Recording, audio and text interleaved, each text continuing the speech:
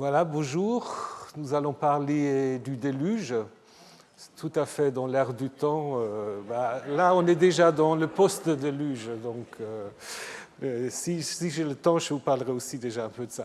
Donc, nous avons vu en effet la semaine dernière que le mythe du déluge, c'est un mythe, je ne veux pas dire universel, mais quand même un mythe qu'on raconte dans beaucoup de régions.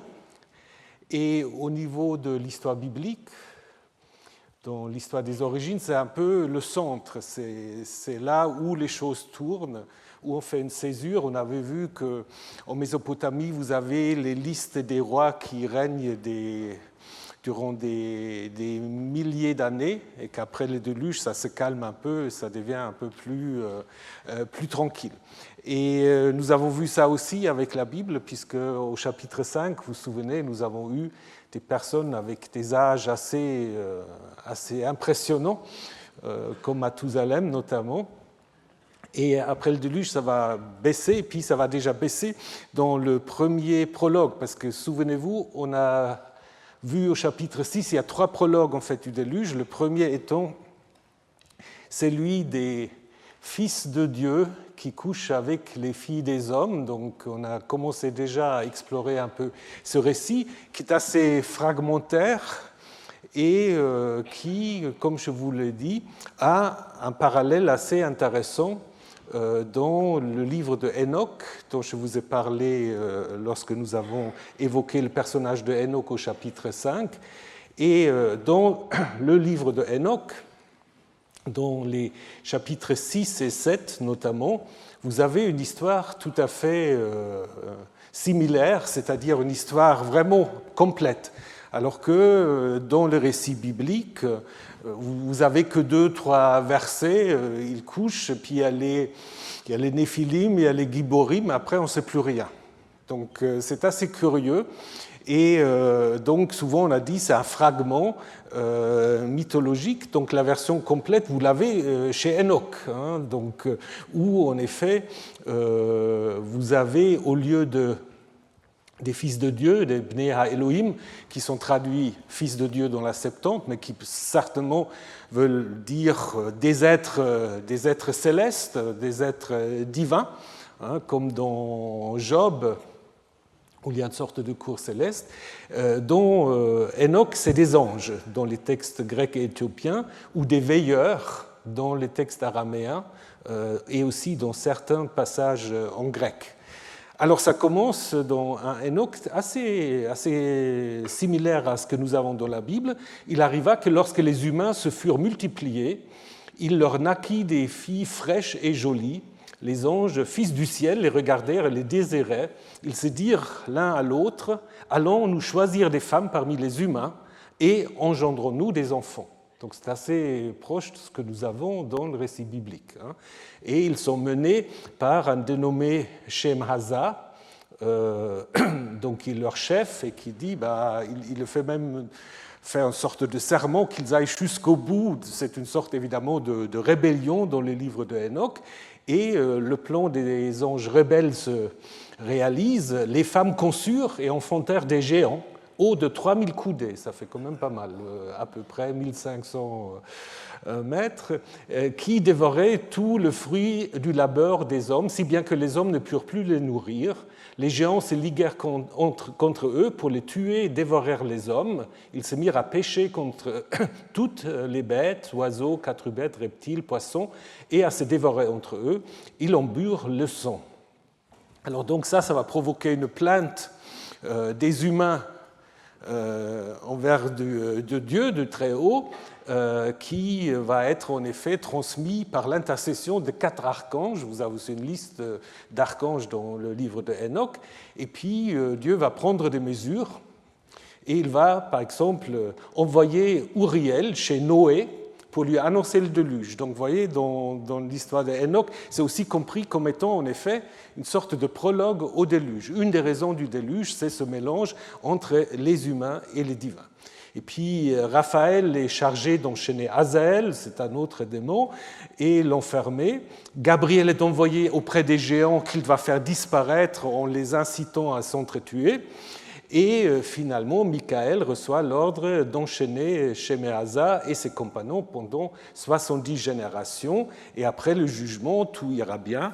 La terre, dit Dieu, sera purifiée de toute souillure, de toute impureté, de toute fureur, de tout châtiment. Je ne leur enverrai plus de déluge dans toutes les générations du monde. Alors la vérité et la paix s'associeront pour tous les jours du monde. Et c'est à ce moment-là qu'intervient le personnage de Enoch, dont nous n'allons pas parler maintenant, mais vous avez vu, je vous ai parlé de son voyage céleste où il va en effet les différents caveaux où se trouvent les différents esprits. Donc ce qui nous intéresse maintenant, comment il faut comprendre en fait ce récit dans le livre de Enoch et le petit fragment biblique. Alors souvent on avait dit, et si vous regardez, je ne vais pas vous le relire, mais si vous regardez sur le diapo, vous voyez que parfois il y a vraiment des parallèles littéraires. Des parallèles littéraires. Donc il y a des exégètes, et c'est la majorité, qui disent en fait cette histoire, c'est une sorte de midrash, l'histoire de Enoch aurait été développée à partir en fait ce petit texte de la Genèse. Ça, c'est l'idée majoritaire. Mais est-ce que c'est très logique? Parce qu'en fait, en Genèse 6.1 à 3 ou 6.1 à 4, on semble plutôt présupposer auprès des destinataires qu'ils connaissent l'histoire. Parce qu'autrement, c'est tellement fragmentaire qu'il faut peut-être plutôt penser avec Philip Davis et d'autres, qu'on a dans la Genèse une version tronquée d'un mythe plus ancien, plus complet, qu'il était connu à la fois par l'auteur de Genèse 6.1 à 4 et aussi l'auteur de Enoch. Donc il y avait une sorte de source commune auquel en fait les deux textes se réfèrent, et ça me semble en effet logique. On peut aussi dire en effet que ce qu'on trouve dans l'histoire du livre de Enoch, qu'il y a en effet une conception différente quant au mal. Ça, c'est Gabriele Bottaccini qui dit en fait qu'il y a une sorte de courant énochien et un courant pharisien dans le judaïsme naissant. Et ce que nous avons en fait dans le livre de Enoch, c'est le mal et d'origine céleste. C'est la rébellion en fait des anges. Et donc, ce qu'on peut observer, c'est en effet que le livre de Enoch, dont on sait maintenant la popularité, je vous ai parlé des fragments à Qumran et sa réception, donc on sait que c'était beaucoup plus populaire ce qu'on pensait avant. Donc avant, on pensait que c'était un truc récent du Moyen-Âge et puis que ça intéressait peu de monde, mais il faut imaginer quand même que ces traditions autour de Enoch étaient très populaires dans le judaïsme naissant. Et qu'à un moment, on les a un peu censurés ou oubliés, peut-être sous pression du courant pharisien, donc qui, évidemment, avait comme figure centrale la figure de Moïse. Donc, on pourra même imaginer un peu une sorte de compétition, Enoch contre Moïse. Évidemment, c'est Moïse qui l'a gagné, la Torah qui l'a gagné. Et donc, du coup, on peut se poser la question si Genèse 6, 1 à 4 n'est pas une sorte de concession, en fait, une petite concession à ces traditions énochiques qui est peut-être provoquée, vous vous souvenez, par la mention, en fait, de Enoch au chapitre 5. Donc, du coup, ça peut être, en effet, influencer l'ajout de ces quelques lignes qui ont été retravaillées, puisque nous avons vu que le 120 ans sur lequel je vais revenir un petit moment n'avait rien à voir à l'origine avec ce récit. Donc les fils de Dieu, ça gênait le judaïsme, mais aussi le christianisme. On a dit que ça ne peut pas être des êtres célestes. Donc dans le judaïsme, on a dit c'est les fils des hommes avec une puissance exceptionnelle. Et il y a une interprétation chrétienne qui dit que c'est les descendants de Seth, vous vous souvenez de la généalogie, les descendants de Seth qui auraient couché avec la descendance féminine avec les filles de Caïn pour en effet provoquer une race qui aurait elle-même provoqué le déluge. Mais si vous lisez attentivement le texte, il n'y a pas besoin, et je vous ai montré tous les parallèles dans le monde grec, mais aussi dans le monde mésopotamien, des mélanges entre les dieux et les humains. Donc c'est clairement un texte mythologique, il ne faut pas se fier à ces interprétations. Mais ces interprétations, c'est toujours intéressant, parce que ça montre en effet où on est gêné, où il y a quelque chose d'exceptionnel, et puis on essaye justement de faire un peu une apologie ou de réinterpréter les choses. Alors, donc vous vous souvenez qu'un rédacteur a intercalé cette décision de Yahvé, qui n'a rien à voir avec l'histoire, qui ne se trouve pas dans l'histoire de Enoch, à savoir que mon souffle ne dirigea pas toujours l'être humain, qu'à lui aussi est cher, ses jours seront donc de 120 ans. Alors évidemment, ça fait un contraste avec les 969 ans de Mathusalem, mais ça renvoie surtout à Deutéronome 34.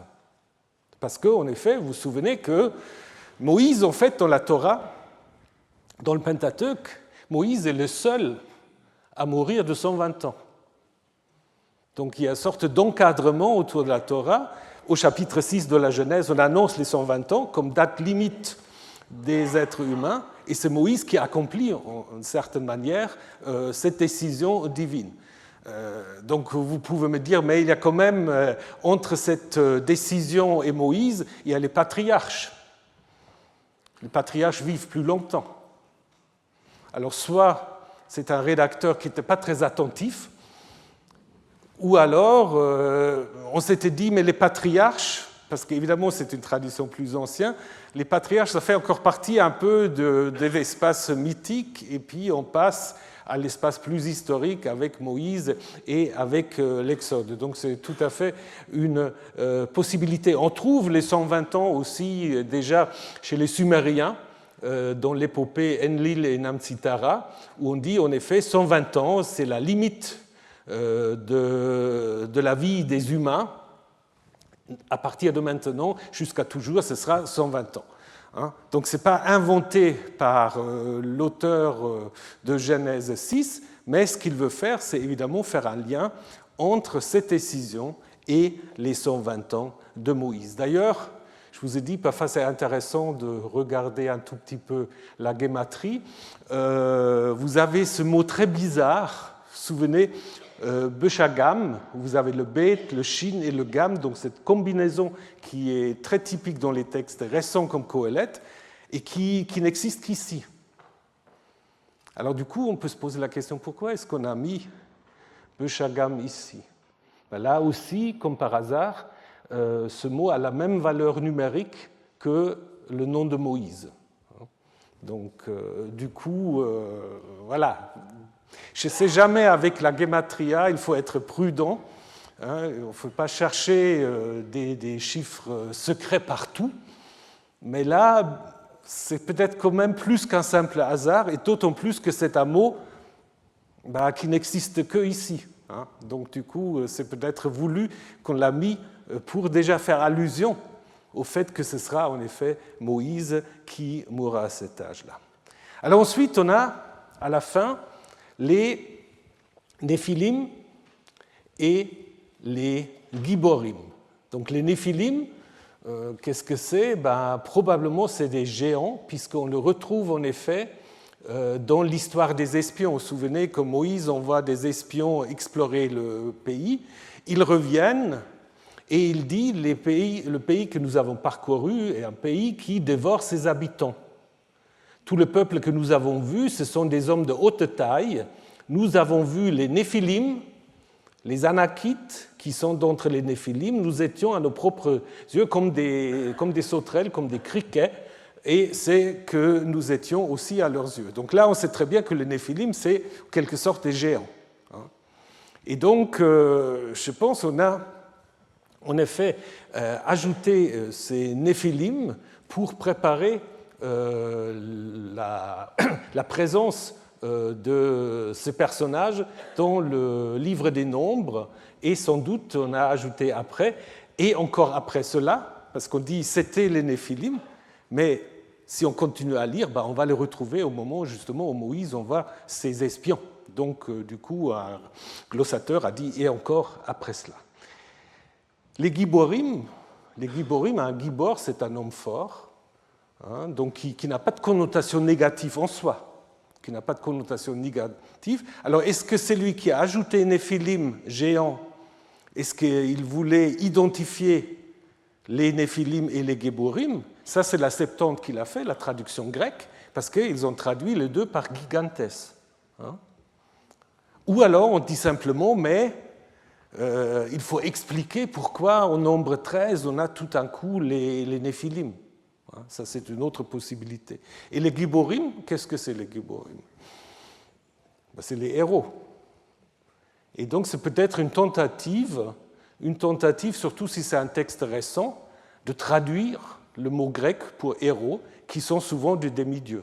En disant, voilà, c'est les héros du temps avant le déluge, avec l'idée évidemment que lorsque vient le déluge, ils vont disparaître. Alors pour les Néphilim, on était plus embêtés parce que on dit même après le déluge, il y a encore des Néphilim. Mais ça devient un peu compliqué parce que le déluge est censé tout effacer. Mais bon, on ne peut pas toujours être si logique que ça, donc on va le retrouver, ces Néphilim, dans les livres des nombres. Voilà, ça c'est le premier prologue, sans doute le prologue le plus récent des trois prologues qui expliquent l'origine du déluge. Après, dans les versets 5 à 8, on a un deuxième prologue où Yahvé vit que grand était le mal de l'être humain sur la terre et toute conception des pensées de son cœur était seulement mal tous les jours. Donc ça, c'est certainement le texte non sacerdotal. Ce que je vous ai mis en italique, c'est des terminologies qui reviennent plutôt dans les textes de création sacerdotale, et ça veut dire qu'au moment où on a combiné les deux récits, on a essayé en fait de réviser de sorte que ça sonne un peu plus comme une unité. Pourquoi est-ce qu'on a dû...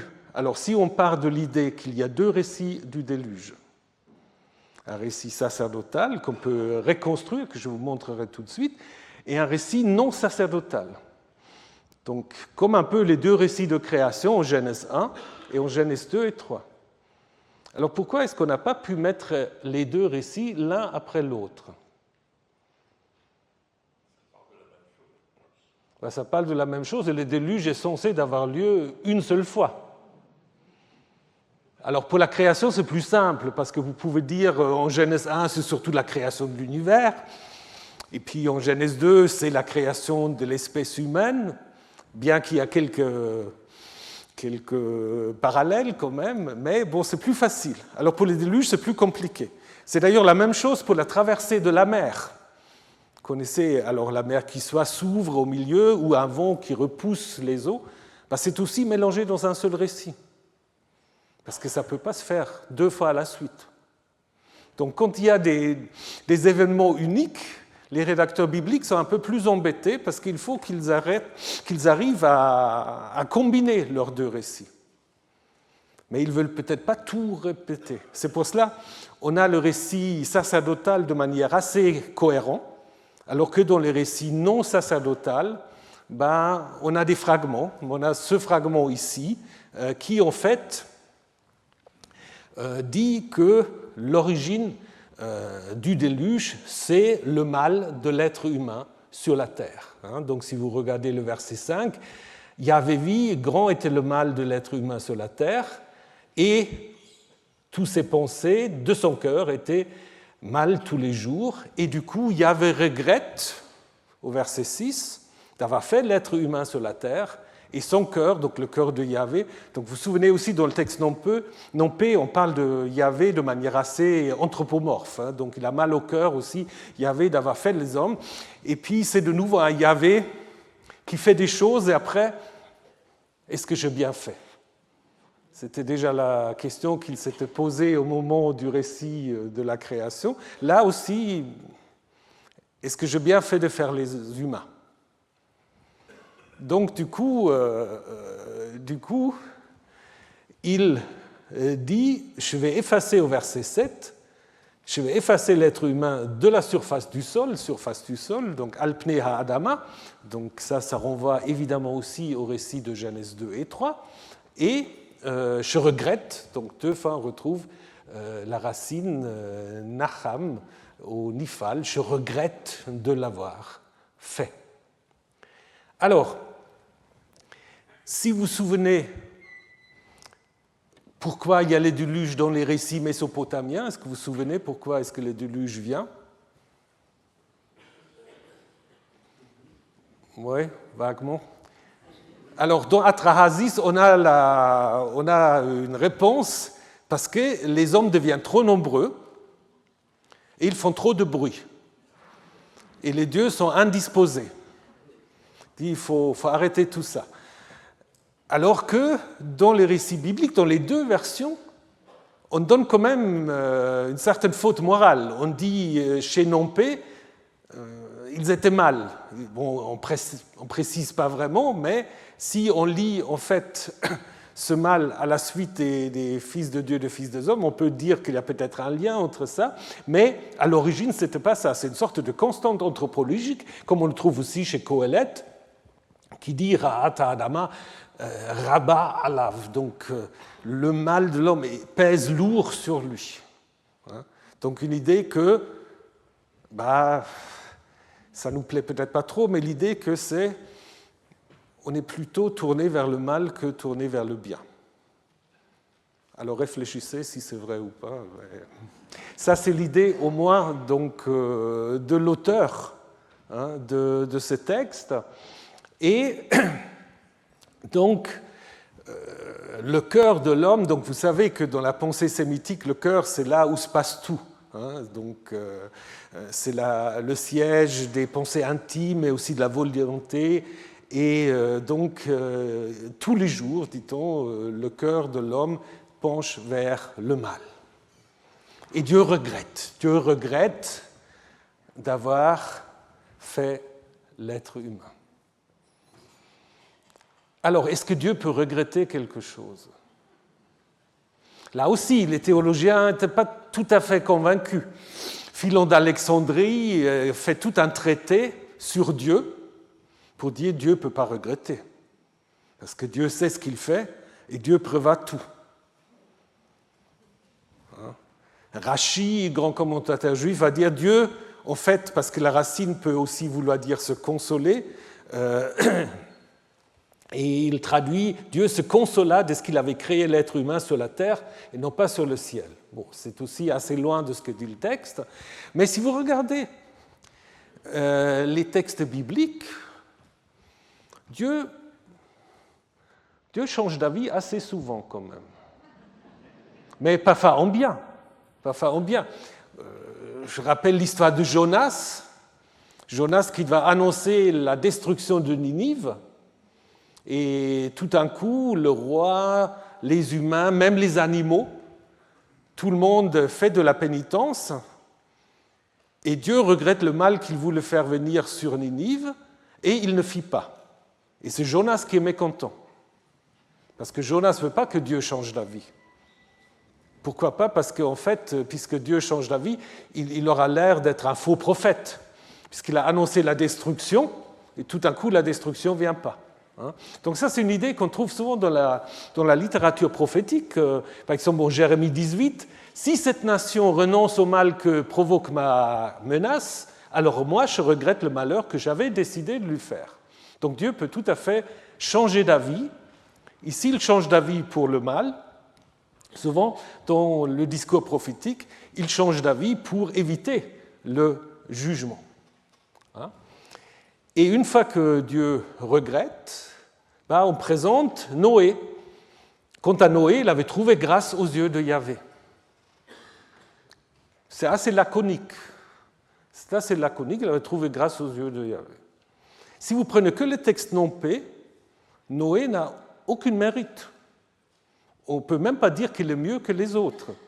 Ça, c'est après le récit sacerdotal qui va le dire. Mais là, on dit simplement qu'il avait trouvé grâce aux cieux de Yahvé.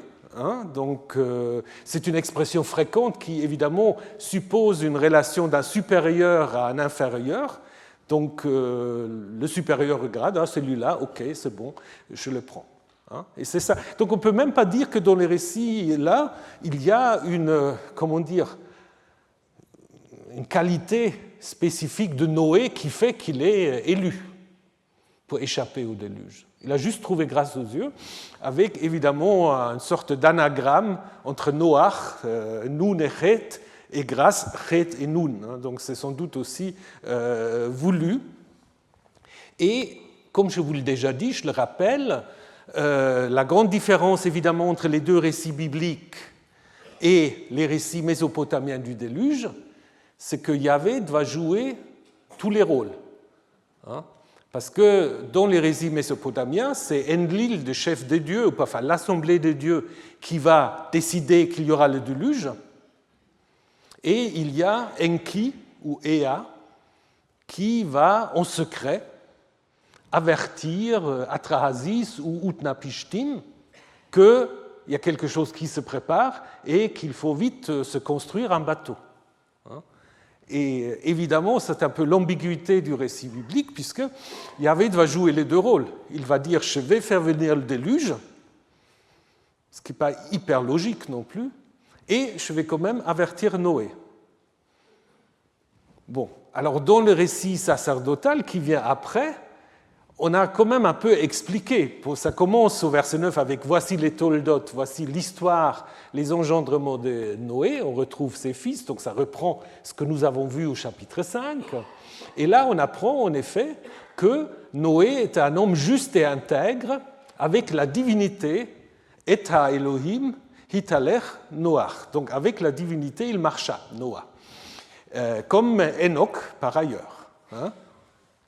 Donc là, on voit très bien, il y a une autre perspective. Noé est choisi parce qu'il a des qualités morales et théologiques. Il marche avec Dieu et il est tzaddik. Tzaddik, qui est une sorte de comportement de fidélité vis-à-vis d'une communauté, vis-à-vis d'un ordre établi. Et dans le livre d'Ézéchiel, d'ailleurs, Noé compte parmi les 3 justes exemplaires. Vous avez donc dans cet oracle, même si ces 3 hommes, Noé, Daniel, qui est plutôt le Daniel ougaritique, dont s'inspire peut-être plus tard le Daniel biblique, et Job se trouvaient parmi les habitants, ceux-ci sauveront leur vie par leur tzedaka, par leur justice, mais pas la vie des autres. Et c'est un peu aussi ce qui se passe dans le déluge. Noé sauve sa vie avec les siens, et les autres vont périr. Donc il est tzaddik et tamim, donc ils peuvent avoir aussi des connotations cultuelles. Les victimes pour les sacrifices, il faut qu'ils soient tamim, purs, sans défaut. Et ici, c'est évidemment un comportement sans défaut qu'on va en effet retrouver en Genèse 17, lorsque Yahvé s'adresse à Abraham.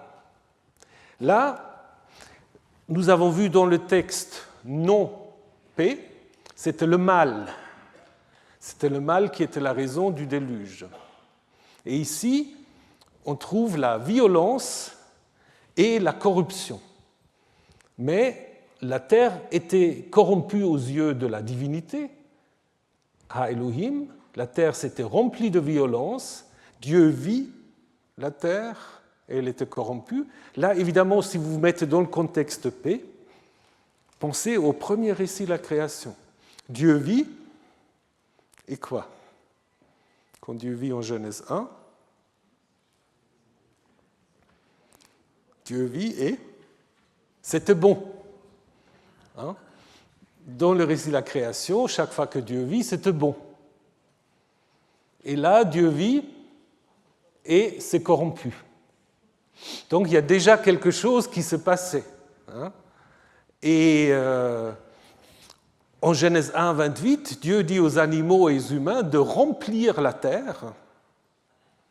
Et ici, on trouve la terre était remplie, mais de violence.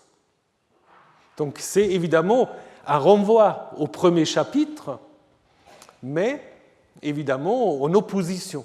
Donc c'était plus très bon, tout est corrompu, et il y a remplissage, mais remplissage avec de la violence.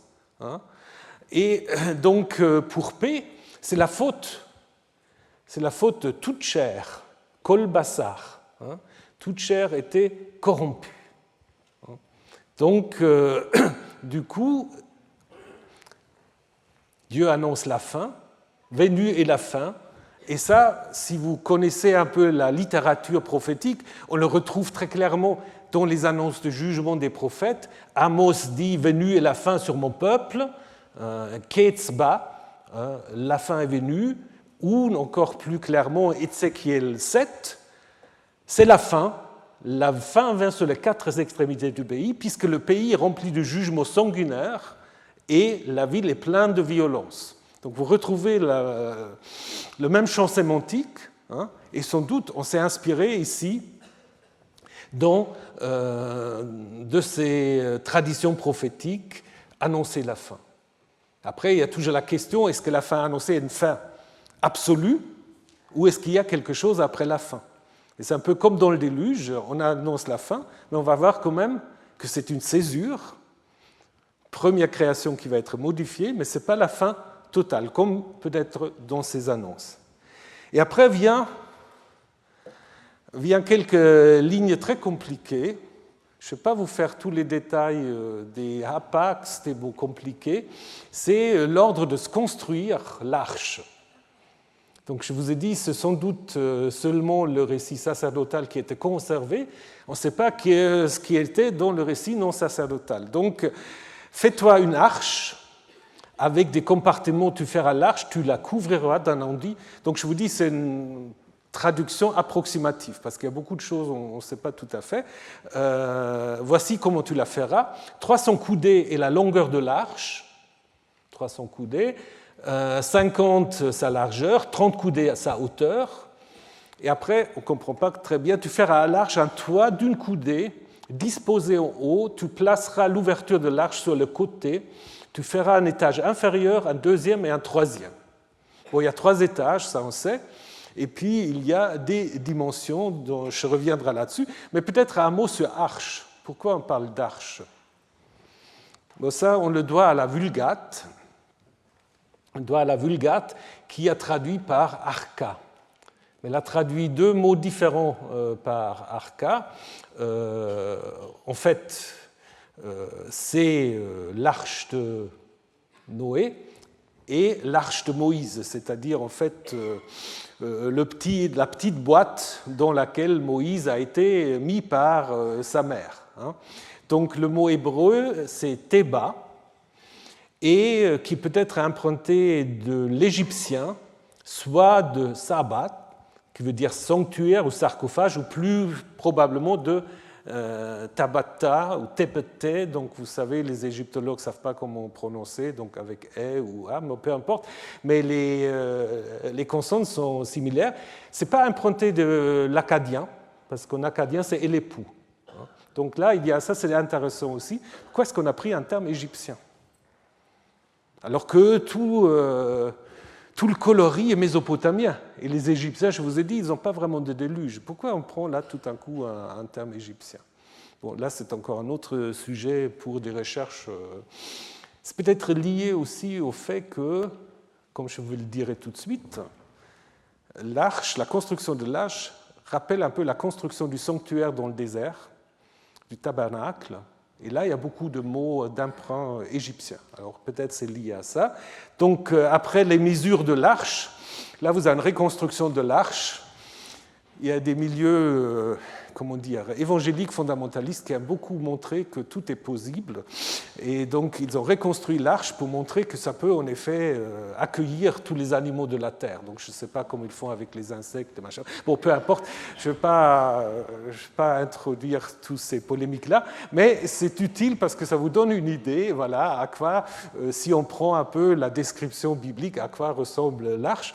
Donc ça dépend si on met la coudée à 45 cm ou si on prend la coudée égyptienne à 52, donc ça peut changer un peu, mais grosso modo, on est entre 140 et 150 mètres de largeur, 17 de longueur, 17 de largeur et 13 ou 15 de hauteur. Donc voilà. Et comme je vous ai dit, en fait, je pense qu'il ne faut pas essayer de reconstruire l'arche. C'est plutôt en effet une sorte de temple navigant. Parce que quand on regarde comment construire le sanctuaire dans le désert, ça ressemble un peu aussi, avec les descriptions, à une sorte d'arche, mais qui peut évidemment se transporter sur la terre sèche. Et puis ce qui est intéressant aussi, lorsque Salomon construit une partie de son palais, on a là des longueurs de 100 coudées, 50 coudées, 30 coudées, qui correspondent assez à l'arche en fait. Donc, je pense qu'on a quand même fait un lien entre l'arche ou la boîte, le coffre, il y a des traductions qui traduisent par coffre ou par boîte, et un sanctuaire. D'ailleurs, c'est très clair aussi dans la description qu'on trouve de l'arche dans Gilgamesh, parce que là, l'arche, elle est de 60 par 60 par 60 mètres, et elle possède 7 étages. Et ça, c'est quoi? Ça, c'est une sorte de ziggourate, une sorte de ziggourate qui se... Voilà, c'est difficile d'imaginer comment la ziggourate va se promener sur les eaux, mais c'est une manière de continuer de garantir une possibilité de relation entre les humains et les dieux. Et donc, si vous regardez cette représentation que j'aime beaucoup de l'arche, même s'il ne correspond pas tout à fait à ce qu'on a dans la description, ils ont senti quelque chose de cette fonction. Donc, des arches, on a essayé de le reconstruire.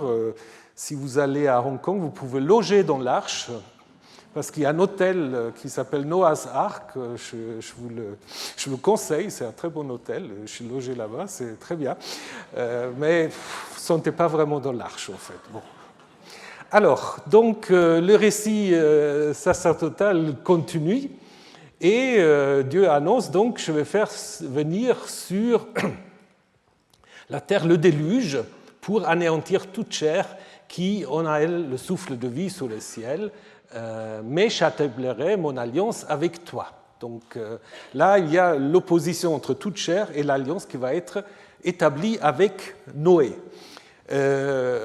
L'auteur sacerdotal utilise un terme qui devient une sorte de terme technique pour le déluge, Maboul, qu'on ne trouve pas dans les récits non sacerdotaux, et qui vient peut-être, ou qu'on peut mettre en rapport avec un mot Nevel, qui signifie une sorte de jarre à provision, mais peut-être une jarre avec laquelle on verse de l'eau, peut-être c'est la racine balal, humidifier, mélanger, confondre, ce qu'on trouve après en Genèse 11 quand on explique le nom de Babel. Donc là aussi, c'est un mot qui n'a rien à voir avec le sumérien ou l'akkadien, parce qu'en sumérien et akkadien, on a Amaru ou Aboubou, qui veut dire d'abord un ouragan violent, et parfois la déesse Ishtar ou Inanna, elle est décrite comme un Amoru, donc elle est très violente, Ishtar, Inanna, donc elle est une sorte de cet ouragan. Et ensuite, ça devient en fait le terme pour parler du déluge. Alors, pour faire l'opposition avec l'extermination par le déluge de toute l'humanité et de tout le monde animal, il y a cette alliance que Dieu conclut avec Noé, qui sera repris à la suite du déluge, et qui est une sorte de manière pour P de structurer aussi les différentes étapes de son histoire, puisque ensuite, la prochaine alliance dont on va parler, c'est en Genèse 17, l'alliance avec Abraham. Abraham, dont le signe va être la circoncision, alors que pour, vous le savez sans doute, pour l'alliance avec Noé, à savoir avec toute l'humanité, le signe, ça va être au chapitre 9, l'arc-en-ciel. Exactement, on reviendra là-dessus après les vacances. Donc, ensuite, on va faire entrer tout le monde animal. Noé va prendre de la nourriture, qui pour P est encore une nourriture, non pas végane, mais végétarienne, disons, et donc reste encore dans l'idée que la création est végétarienne, ce qui va changer justement après le déluge. Noé fait exactement comme Yahvé lui a dit. Et ça, c'est exactement aussi ce qu'on va retrouver lorsque Moïse construit le sanctuaire Vayaas Ka'asher Tziva Adonai.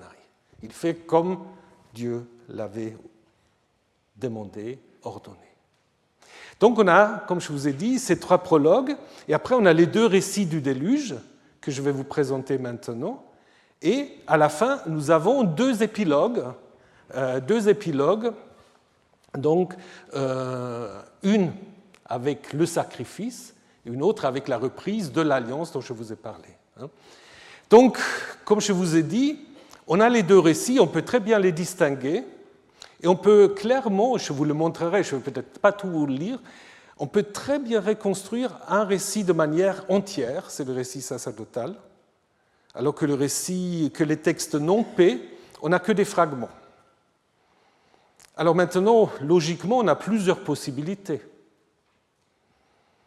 On peut dire que les textes qui ne sont pas sacerdotales, on les a ajoutés après coup pour préciser telle ou telle chose,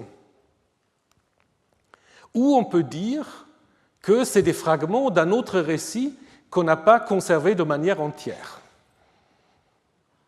Vous voyez les possibilités. Alors, comment décider ? On peut dire c'est l'un et l'autre, c'est peut-être un peu ça.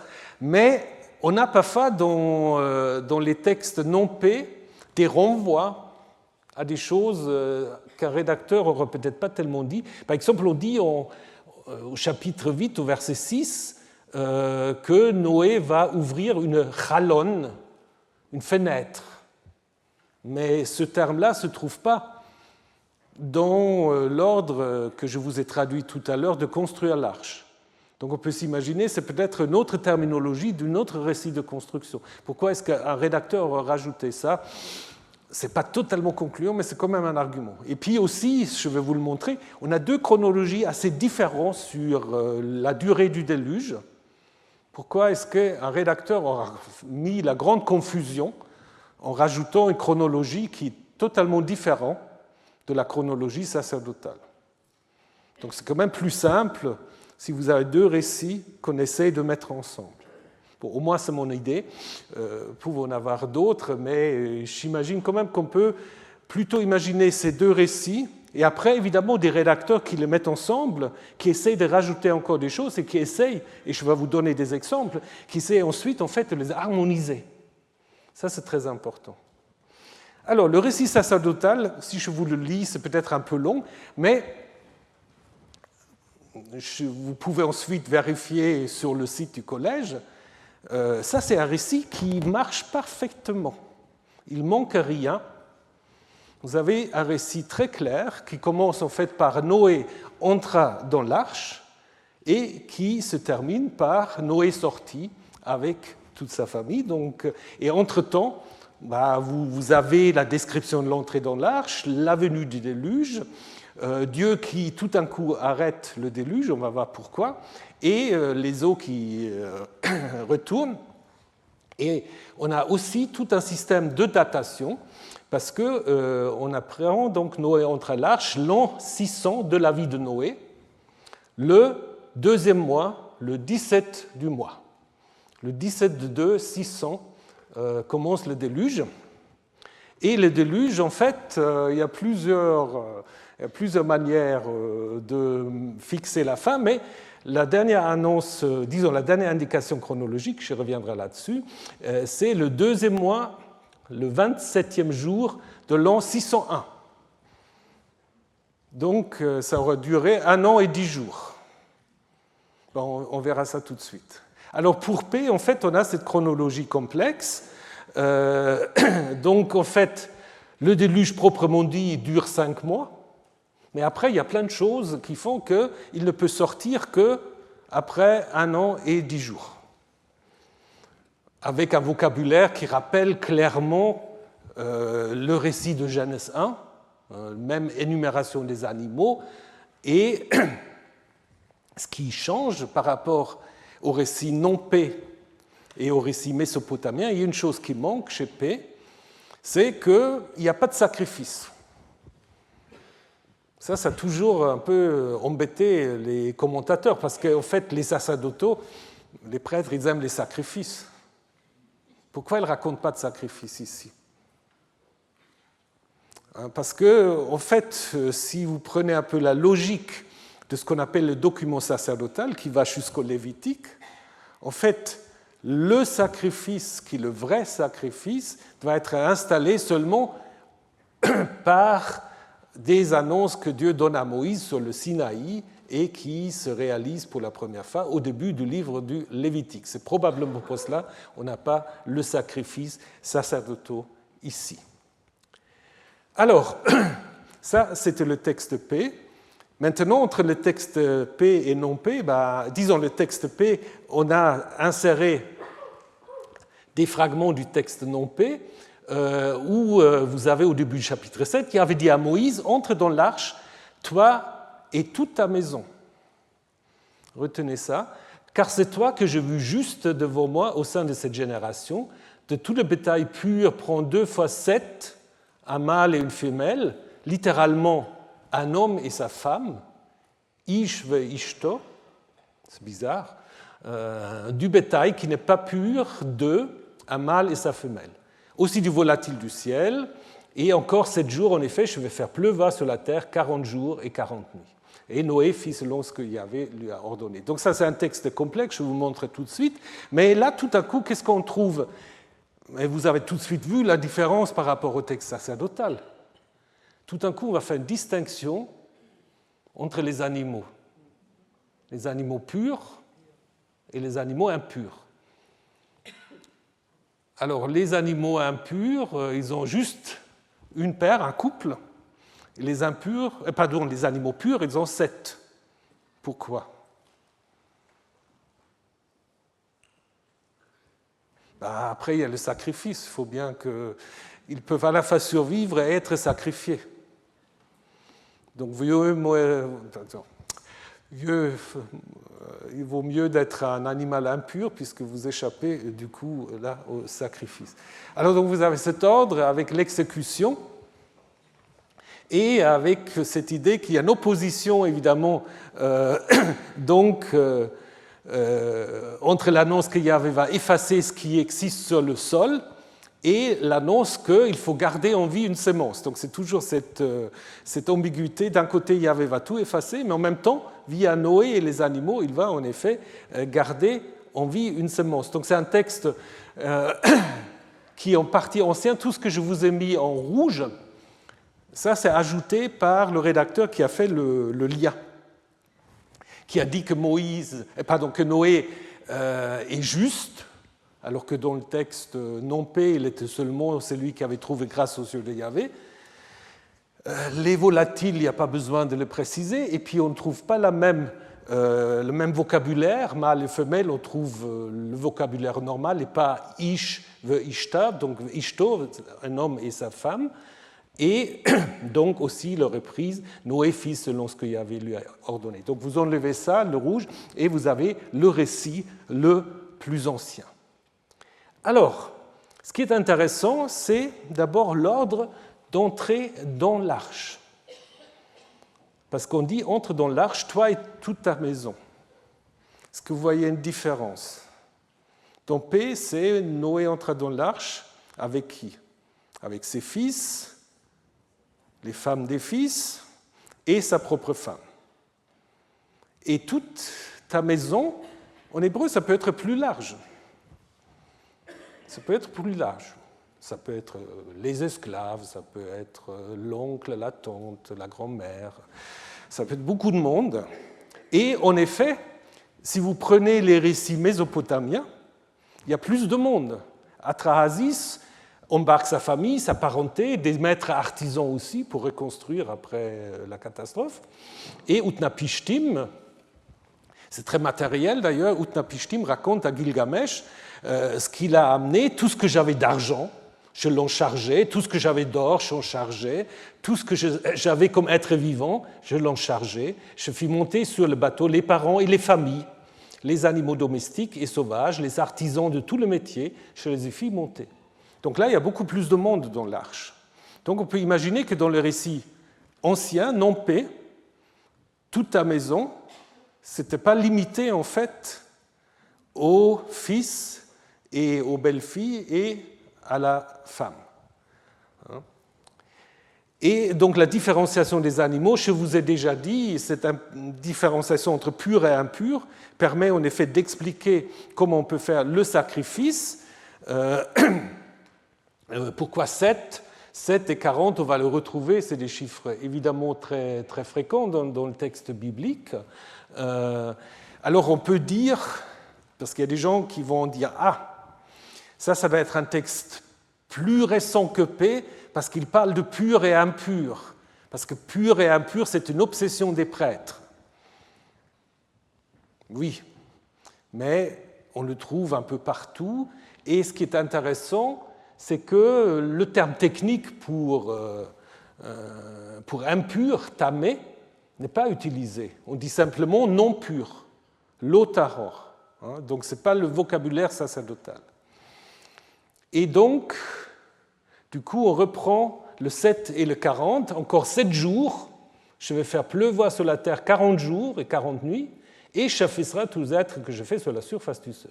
Alors pourquoi encore il faut attendre 7 jours encore? Parce qu'il est déjà entré. Pourquoi 7 jours? Alors ça, c'est compliqué aussi. En fait, en Atrahasis, le déluge n'a duré que 7 jours, puisque Enki annonce à Atrahasis, il lui annonce, selon la traduction de Nathan Wasserman, il lui annonce le venir du déluge, c'est 7 jours. Alors, est-ce que c'est inspiré par Atrahasis? C'est possible. Ou alors, chez Gilgamesh, chez Utapishtim, il y a 7 jours où l'arche traîne sur le mont Nimush jusqu'à ce que Noé se décide à laisser sortir la colombe. Donc il y a peut-être un reflet de ça. Et puis le 40, vous avez le 40 un peu partout, les 40 dans le désert, les 40 jours de Moïse sur le Sinaï, les 40 jours d'Élie, dans le Nouveau Testament, les 40 jours de Jésus dans le désert, etc. Donc si on ne sait pas trop, 40 ans pour la durée de règne de David, de Salomon, quand vous ne savez pas quoi mettre, vous mettez 40. Souvent, pas toujours, mais souvent. Et donc du coup, ça m'amène un peu à vous montrer qu'il y a, ça c'est pour les mathématiciens, qu'il y a deux calculs assez différents dans les deux récits du déluge. Dans le récit non-P, donc on a 7 jours depuis l'entrée dans l'arche jusqu'au début des pluies. Après, il y a des pluies qui durent 40 jours et 40 nuits. Et après, il y a encore une fois 7 jours et 7 jours, parce que vous vous souvenez, il fait sortir la colombe la première fois. Le corbeau, on ne sait pas ce qu'il va faire là, mais ça, je vous expliquerai tout à l'heure. Donc la colombe sort, en fait, une fois, on attend 7 fois, 7 jours, il ressort encore une fois 7 jours, et puis après, il ne revient plus. Donc du coup, jusqu'à la sortie de l'arche, on a donc 7, 47, 7 et 7. Donc 61, si j'ai bien calculé. Donc pourquoi 61 ? Je ne sais pas. Et le récit P, c'est beaucoup plus long.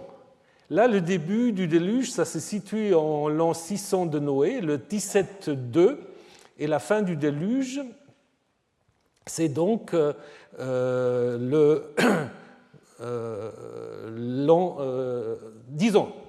la fin du déluge proprement dit, c'est le 7e mois. C'est le 17-7, ça dure 5 mois en fait. Ça dure 5 mois. Mais curieusement, Noé ne sort pas tout de suite de l'arche. Parce que dans l'an 601, le premier du premier, le jour de l'an, il y a la visibilité de la terre ferme. Et puis l'an 601, le 27 du 2, c'est la sortie de l'arche. Donc ça veut dire qu'il se passe un an et 10 jours entre l'entrée dans l'arche et la sortie de l'arche. On reviendra là-dessus. C'est des calculs apparemment.